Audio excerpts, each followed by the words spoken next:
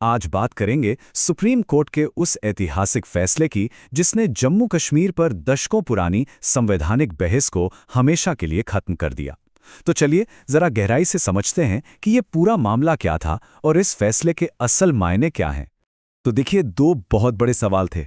पहला, जम्मू कश्मीर का वो 70 साल पुराना खास संवैधानिक दर्जा आखिर रद्द कैसे किया गया, और दूसरा, जो शायद इससे भी बड़ा सवाल था, क्या ये पूरी प्रक्रिया कानूनी तौर पर सही थी। यही वो सवाल थे जो सुप्रीम कोर्ट के सामने सबसे बड़ी चुनौती बनकर खड़े थे। तो इस पूरी कहानी को समझने के लिए हमें चलना होगा साल 2019 में, जब सरकार ने एक ऐसा नाटकीय कदम उठाया जिसने इस पूरे मुद्दे को एक नई ही दिशा दे दी। तारीख थी 5 अगस्त 2019। भारत सरकार ने एक बहुत बड़ा कदम उठाते हुए अनुच्छेद 370 को रद्द कर दिया। इस एक फैसले से जम्मू कश्मीर का विशेष स्वायत्त दर्जा, जो दशकों से चला आ रहा था, खत्म हो गया। लेकिन इस कार्रवाई को फौरन अदालत में चुनौती दी गई और यहीं से इस मामले में सुप्रीम कोर्ट की भूमिका शुरू हुई। लेकिन ये कानूनी लड़ाई इतनी पेचीदा क्यों थी? इसे समझने के लिए हमें इतिहास में थोड़ा पीछे जाना होगा, साल 1947 की उन खास परिस्थितियों में जहां से इस सब की शुरुआत हुई थी। अब जरा इस टाइमलाइन पर नजर डालिए। 1947 में महाराजा हरि सिंह ने भारत के साथ विलय पत्र पर दस्तखत किए। फिर 1949 में अनुच्छेद 370 को संविधान में एक अस्थायी यानी टेम्परेरी प्रोविजन के तौर पर जोड़ा गया। इसके बाद 1951 में जम्मू कश्मीर ने अपना संविधान बनाने के लिए एक संविधान सभा बनाई, जो 1957 में अपना काम पूरा करके भंग हो गई। और यही बात कि ये सभा भंग हो गई आगे चलकर कानूनी बहस का सबसे बड़ा मुद्दा बनी। इन तारीखों को याद रखेगा क्योंकि ये इस पूरे मामले की नींव हैं। और उस विलय का आधार था ये दस्तावेज, जिसे कहते हैं इंस्ट्रूमेंट ऑफ एक्सेशन। अब इसमें साफ साफ लिखा था कि जम्मू कश्मीर सिर्फ 3 विषयों पर भारत को अधिकार सौंप रहा था: डिफेंस, फॉरेन अफेयर्स और कम्युनिकेशंस। बाकी सभी मामलों में उसकी अपनी स्वायत्तता बनी रहनी थी। यही सीमित विलय इस पूरे विवाद के केंद्र में रहा है। अब शेख अब्दुल्ला का ये जो बयान है, ये बड़ा दिलचस्प है। इससे पता चलता है कि भारत में विलय का फैसला सिर्फ बाहरी खतरों की वजह से एक मजबूरी नहीं थी, बल्कि ये साझा मूल्यों पर भी आधारित था, मतलब एक सेक्युलर लोकतांत्रिक भविष्य की उम्मीद पर। चलिए अब इतिहास से वापस आते हैं 2019 की कानूनी लड़ाई पर। अब हम उन मुख्य दलीलों को देखेंगे जो सरकार के फैसले के खिलाफ अदालत में रखी गईं। तो जो याचिकाकर्ता थे, उनका तर्क बहुत सीधा था। उनका कहना था कि अनुच्छेद 370 को हटाने के लिए जम्मू कश्मीर की संविधान सभा की सिफारिश जरूरी थी, और क्योंकि वो सभा तो 1957 में ही भंग हो चुकी थी, तो उनकी नज़र में ये अनुच्छेद एक तरह से स्थायी हो गया था, मतलब इसे अब बदला नहीं जा सकता था।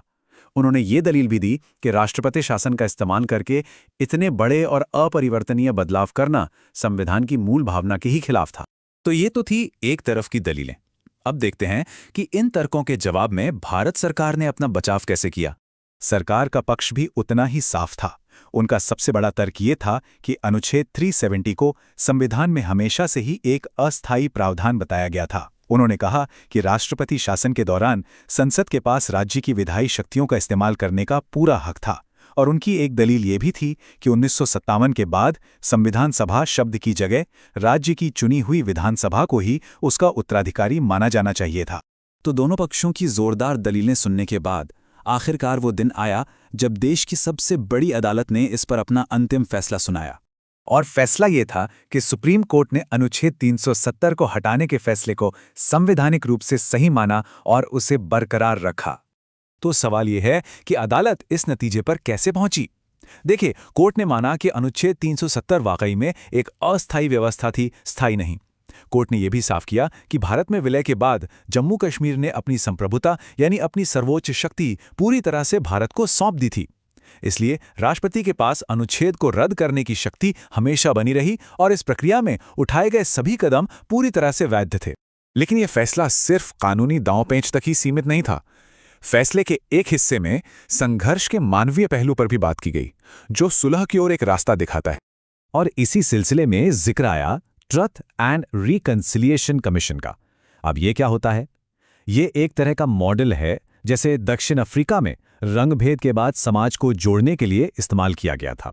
इसका काम होता है अतीत में हुए मानवाधिकार उल्लंघनों की जांच करना और समाज में सुलह और मेल मिलाप को बढ़ावा देना। ये सिफारिश आई थी जस्टिस संजय किशन कौल की तरफ से।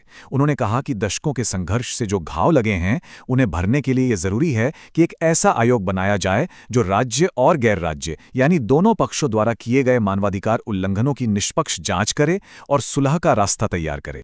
और आखिर में अदालत ने एक और बहुत ही अहम निर्देश दिया जो सीधे सीधे लोकतंत्र की बहाली से जुड़ा है।